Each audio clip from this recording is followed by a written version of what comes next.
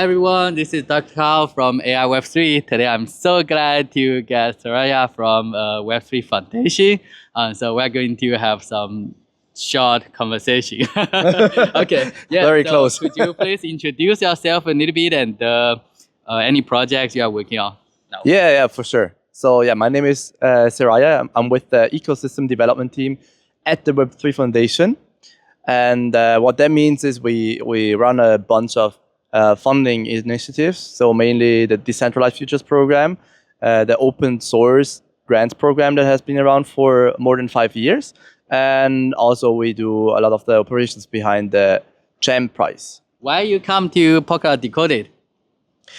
Yeah, I came to Polkadot Decoded because I'm just a replacement, actually. Because Okay.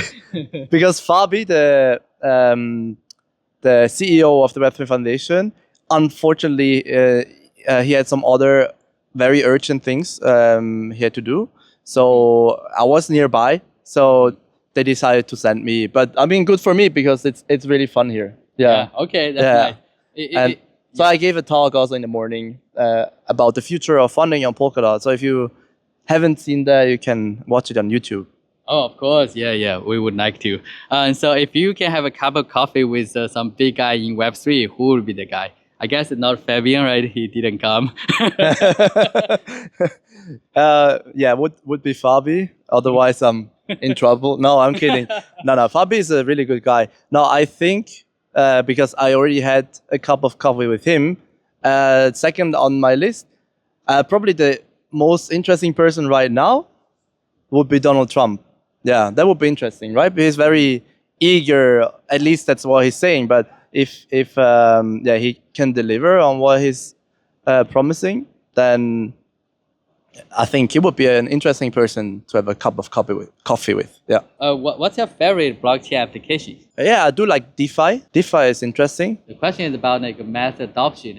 Which one do you think will achieve the mass adoption? Do you think DeFi would be the one or some other? Oh, I think DeFi is more niche, to be honest. Maybe gaming could be the one because it's kind of the lowest hanging fruit when you think of the fact that all the games, they're already virtual, right? You don't have to tokenize any real world assets and try to figure out how to link them to the digital world. But everything is already digital, so you just have to tokenize the digital thing, which is way easier than tokenizing something physically, right? Like a treasury or a real estate or whatever. Yeah. So maybe gaming. Okay, yeah. Great. Okay. So if at Polkadot Decoded Asia, you are lucky enough, someone give to you $10 token. What do you want to do with that? With 10 dots, I think I would just stake it. Yeah, on the staking pool, on the staking dashboard. Yeah. Mm-hmm. Okay. What's the most exciting thing about Polkadot this year for you? I believe the Agile Coretime that is going to be launched within days from now, I guess, is the most promising change to Polkadot this year.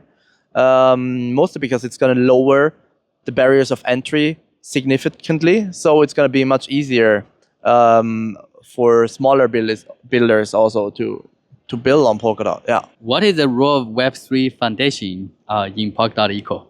I think the main purpose of the Web3 Foundation is to make sure that the ecosystem develops to maturity so we can reach mass adoption. And in particular, what we're doing right now, we're doing a lot of research. So most of the research behind Polkadot technology comes from the Web3 Foundation.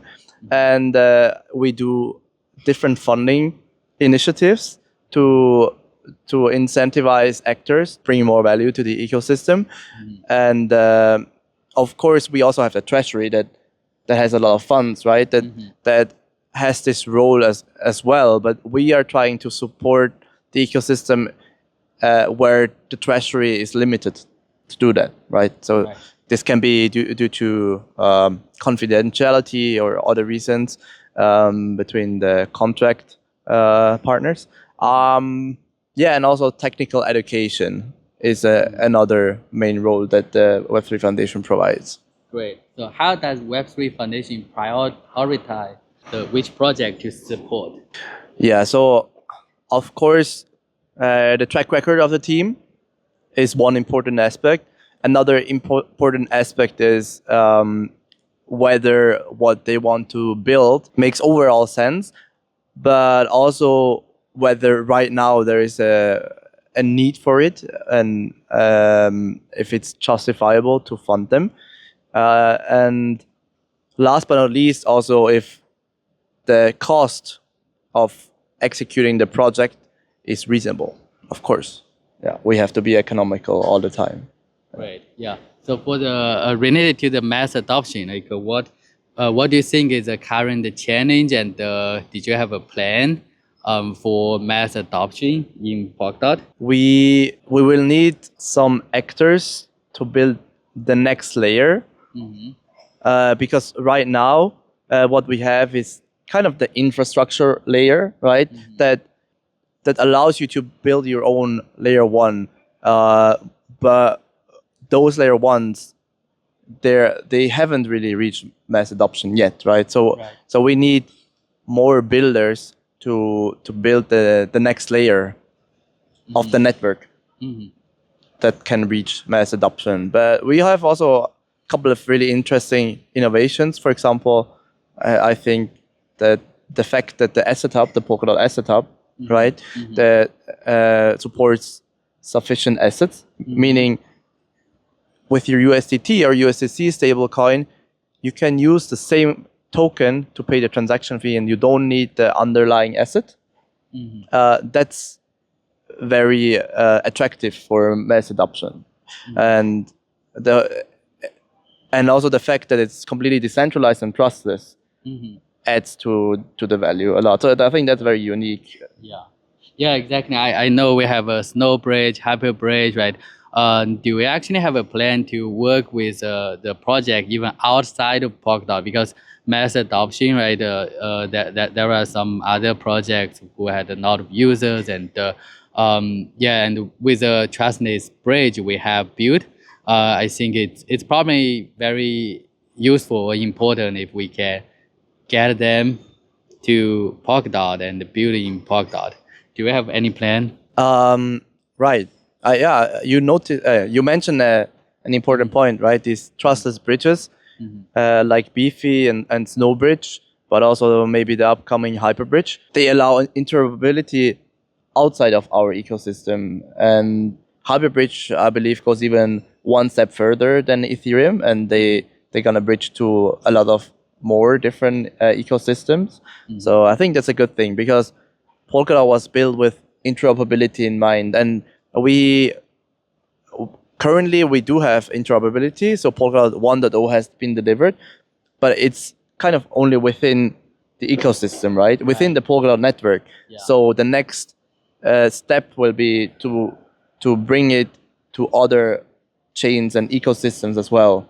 So we can have inter-chain, inter-ecosystem interoperability. That's a lot of inter. What do you think will be the first large-scale application in Polkadot? A couple of names come to mind right now. So Mythical, they had like over 3 million transactions on the first day, right? And I think today they're gonna make an announcement of another partnership. So there's much more in the pipeline there. Then another project, maybe Peak. I think they have seen a lot of traction.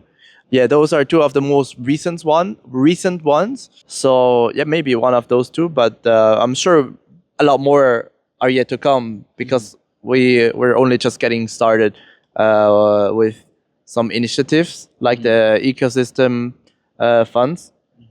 So I believe there are a lot of more good projects coming. Yeah. Oh, that's great. The last question, did you have any message you want to send to the Polkadot Decoded participants? Yeah, for the Polkadot Decoded Asia participants, right? I think just stay tuned, because there's much more to come. So the community is going to be much more active in China. We have different initiatives also funded through the DF program in China and also in Korea and Japan and also for Southeast Asia. So we're having a lot of upcoming events, local meetups, more large scale events as well. Sub-Zero in Bangkok in 2 months. A lot more is to come. So stay tuned and come over to the next event. Oh, nice. Yeah, come Yeah. over and Come meet us at Decoded and Sub-Zero. What is it? Sub-Zero Reset, I think. Yeah, Sub-Zero Yeah. Reset. Oh yeah, actually, I do have one more thing. So Sure. yeah, and last but not least, I recommend to come to Sub-Zero Reset in November because I'm going to do some graffiti artwork for the first time at the venue. So it will be funny to see how that goes. Yeah. So Wonderful. come meet us there. Yeah. Thank you. Okay. Thank you so Yeah, much. great. Okay, thank you, Seraya. Okay, thanks.